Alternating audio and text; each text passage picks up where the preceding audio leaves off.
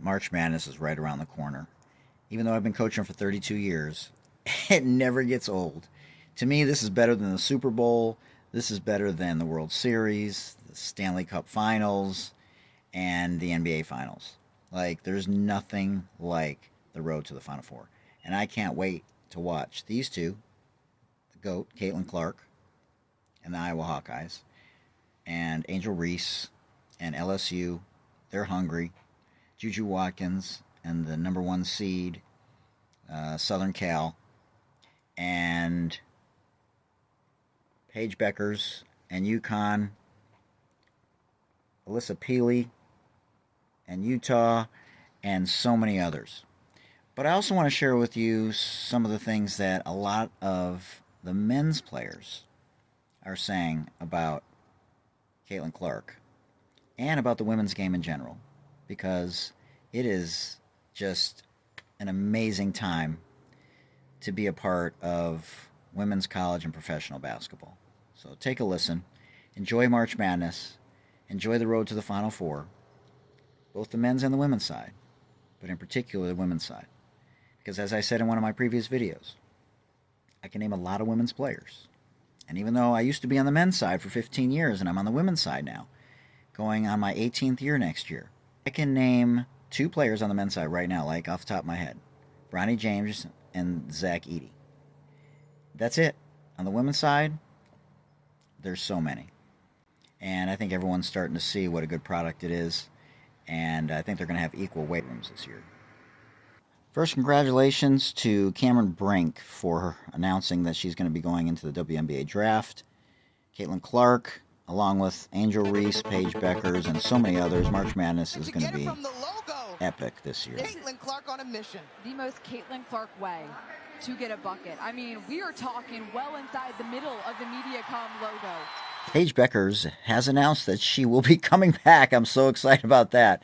And I would love to see her win a national championship. I don't think it's going to happen this year, but definitely could happen next year, because if they all stay healthy, they're literally loaded. And I'd love to see Gino Auriemma win another ring, similar to how Tara Vanderveer at Stanford did after such a long gap between championships.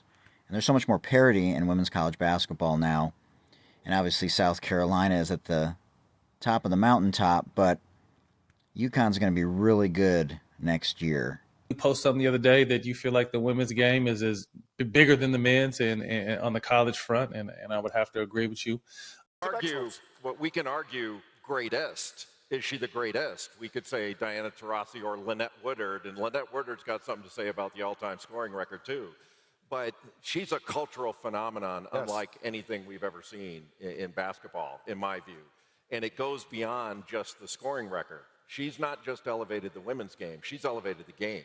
And in that regard, we'll not see her like again, in my judgment. She's been incredible for sports, for basketball. Can you imagine the young girls that are looking at her right now and dreaming in a way that they've never dreamed before about the game? She's been absolutely remarkable and great. In my view, great isn't even a discussion. We can argue about greatest, but we can't argue about great. She's great. She is great. I just love, again, the energy around the women's game right now.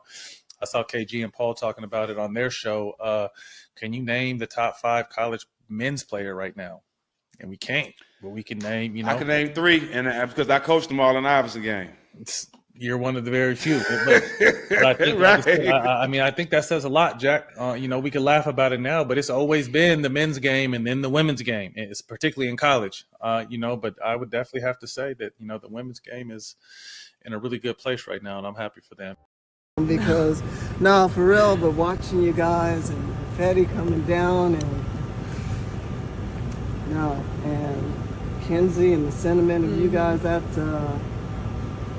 and seriously, it doesn't get any better than this. And if anybody is out there who doesn't believe that the women don't support one another and that these young kids don't appreciate herstory, not history, herstory, this kid's the real deal. She's the real deal. We're blessed to have her here at SC. And I got a freebie, baby! Yeah, she's displaying some skill right now that's like, and she moving fast. Like, it look like she don't look like It looked like everybody on that court is way slower than her when she get into her stuff. Like, did you see all the highlights of the whole game? Yeah, so she pulled 1 3, like a leaning 3. And you can just tell, like, everyone on the court's not expecting her to shoot yet. Like, we're trying to settle on our defense pool. So we got some, man, them girls they showing some stuff out there, like, from a skill standpoint and creativity standpoint that is just like, it's hard to deny that. But she's incredible. Congratulations to her and her family. Yeah. Like the crazy thing is I'm just seeing her last year when they played LSU, but she's phenomenal. I'm going to go on the record and say she's the best female collegiate player ever. Ever? Well, I don't know about you. Have you ever. heard of Cheryl Miller? Ever. Maya Moore? I said what I said. Ever. Diana Taurasi? I said what I said. No disrespect. Listen, Caitlin Clark is amazing. This is my opinion. Candace I'm not Parker? changing. I said what I said. Nobody's ever shot it like her. No, she's like Steph said Curry. what I said. Yeah. You're right. Listen, I ain't disrespecting nobody. It's just my opinion, and I ain't going to change it. I thought about this question. If I had to sum it up to one thing, it's the fact that she makes extraordinarily important moments look very easy. That's a special quality, but that's true greatness when you're able to operate with that kind of pressure on you and do some of the things she does. And this was working a second ago, but have that soundboard queued up if this goes off the rails. Get ready. All right, here we go.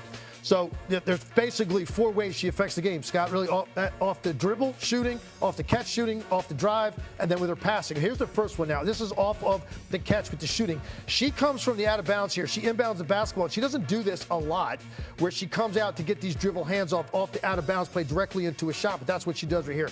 The reason I think this is so special to me, look at the defender. You're coming up on the shooting side of her body. The hand is extended, which means that Caitlin Clark's shooting motion is going to have to travel straight through this plane. You can't defend this any better. You're right there on her right hip, hand is out where she's got to raise the basketball, and yet she is still able to go up, not only shoot it, Scott, I talk about this all the time. Look at her balance on the shot. So she caught this ball out to the three-point line on the move with the defender with a hand in her face. She's drifting fully left, which makes it really difficult to shoot this straight and accurately. No, it doesn't. It's nothing but twine. All right, here, this one I love because this is a really important play in the game. To emphasize that, they're down 5. Under 2 to go. 45 to go. This is the best player in the country. There aren't very many people that would ever think about making this pass, but she does it. You got a teammate here, Stolke, who I really have loved watching play, and she's running. She's got great hands. But here's the thing that I think Caitlin Clark is looking at. She's doing the calculus on this. She is looking dead at this defender because she wants to know if she's going to get there in time as this pass is thrown over the top, because there are a lot of places she can put this where this is going to be a turnover. She's going to throw this ahead, and she's already figuring that she can put it in a place where only Stolke can catch it. This ball is thrown perfectly to her lead hand against a smaller defender who can't get there in time, who runs by, and then Stolke's able to gather her feet 2 steps here under the rim and deliver it. I can't even begin to explain the nerve it took to throw that pass in that situation. And then this last one, and this is her signature, but I want to show you this, Scott, first. She's got both feet right here inside the top of the key, and her 3-step back is a little bit different because she literally generates straight back away from the rim. Most people go sidestep. Curry, Luka, their best shot is going to the side. She goes straight back against the defender, and again, you think this is an important moment in the game? They're down by 1 inside of a minute. And she goes to this shot off the dribble, and it's defended really well. You can't defend that any better than that. The momentum to take your body away from the basket directly, backwards, and shoot the basketball with a hand in your face as accurately as she does in those kind of moments. That's what separates her, to me, historically, and why she's become, for me, must-see. I'm going to see all of Caitlin Clark's games the rest of her career. We've been talking about finding different ways to change this up next year, and I think he has a partner in mind that's going to join him. And so I'm open to any partner that could help me win and take that belt that he has up front and center away from him. This is what we need to see so many amazing former and current players, Jay Billis, talking about the women's game. I mean, it is amazing. This is my T-shirt here. If you're interested, let me know. It's true. Angel Reese, Caitlin Clark, Cameron Brink, Hannah Hidalgo, Juju Watkins, Alyssa Paige Beckers. I mean, the list goes on and on. So, hey, listen, enjoy March Madness. Enjoy this reckoning that we're seeing right now in women's basketball. Enjoy this phenomenon. And remember, this was never a long shot. And if you break it, you own it.